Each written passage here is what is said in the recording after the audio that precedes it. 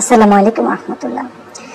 আমরা সবসময় বিভিন্ন ধরনের শারীরিক সমস্যা নিয়ে কথা বলে থাকি এবং সেগুলো খুব কমন থাকে। কিছু জিনিস থাকে একটু ইনভিজিবল, বিশেষ করে নারীদের শারীরিক সমস্যার কথা বলবো।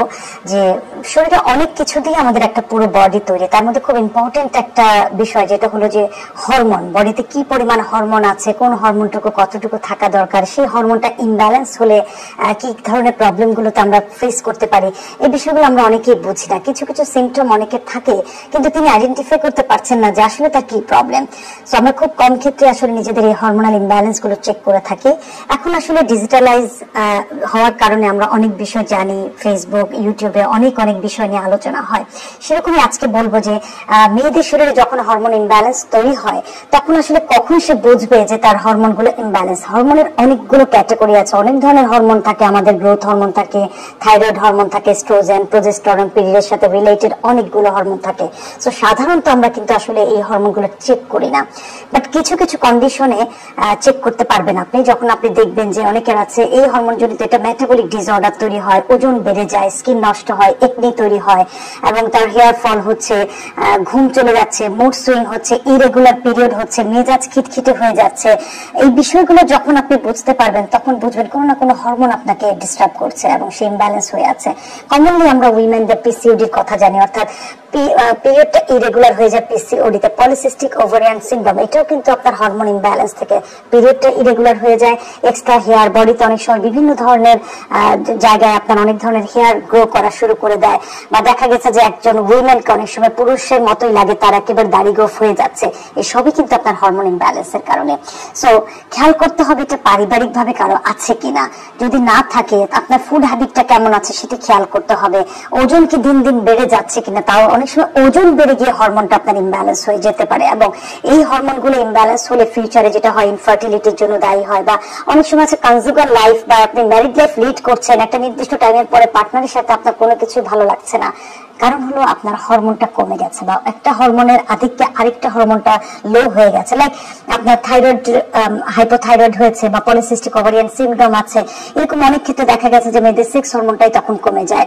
সো তখন সে পার্টনারের সাথে কিন্তু ভালোভাবে সম্পর্ক রাখতে পারে না।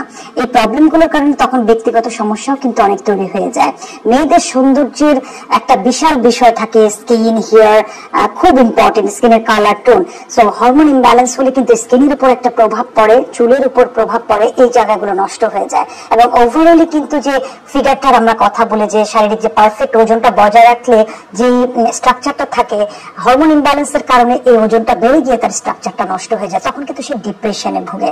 এই প্রত্যেকটা জিনিস কিছু কিছু লক্ষণ যখন আপনি দেখবেন যে আপনার মধ্যে প্রকাশ পাচ্ছে, তখন আপনি অবশ্যই ফিজিশিয়ানের কাছে যাবেন এবং সেই হরমোনগুলোর সাথে ব্যালেন্স করে যে যদি আইডেন্টিফাই হয়ে যায় লাইক আপনার হাইপোথাইরয়েড হয়েছে অথবা আপনার পিসিওডি হয়েছে, তখন কিন্তু অবশ্যই আপনাকে ডায়েট ফলো করতে হবে। কারণ হাইপোথাইরয়েডের সাথে আপনার ডায়েট রিলেটেড, পিসিওডিতে যারা ভুগে থাকেন কিছু স্পেসিফিক ফুড আছে যেটা পিসিওডিটাকে বাড়িয়ে দিয়ে আপনার শারীরিক কন্ডিশনটাকে খারাপ করে দেয়। যেমন পিসিওডিতে নর্মালি যখন কেউ অ্যাটাক হয়, স্কিন হেয়ারের পরবর্তীতে যে বিষয়গুলো হয়, তার ইনসুলিন রেজিস্ট্যান্ট হয়ে ডায়াবেটিক্স হওয়ার সম্ভাবনা থাকে, থাইরয়েড হয়, হিমোগ্লোবিন কমে যায়, ইনফার্টিলিটি তো একেবারে কমন ইস্যু থাকে।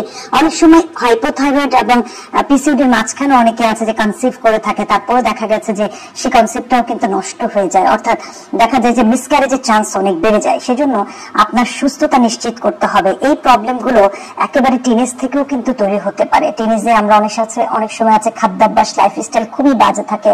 এখনকার ছেলেমেয়েরা প্রচুর পরিমাণে junk food, fast food, process খাবার খেয়ে থাকে।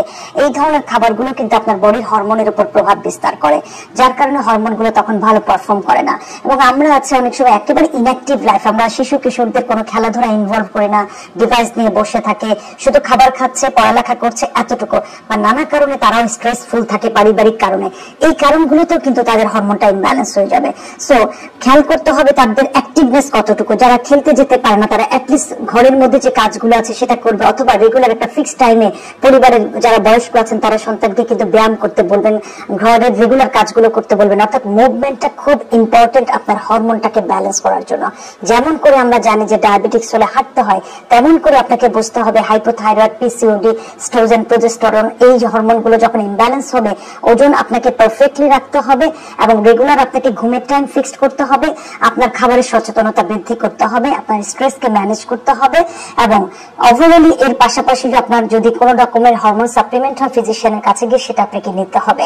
অর্থাৎ লাইফস্টাইল মডিফিকেশন ছাড়া আসলে পিসিওডি, থাইরয়েড, ডায়াবেটিস, স্ট্রোজেন, প্রোজেস্টেরনের জনিত যে জটিলতাগুলো আছে সেখান থেকে আসলে আমরা বের হতে পারবো না। তাই যে কোনো উইমেনের যখন এই ধরনের প্রবলেম হবে সাথে সাথে সচেতন হন। এটি অনেক বেশি যখন বৃদ্ধি পাবে তখন আসলে আপনার মেন্টাল এবং ফিজিক্যাল দুটো হেলথই নষ্ট হয়ে যাবে।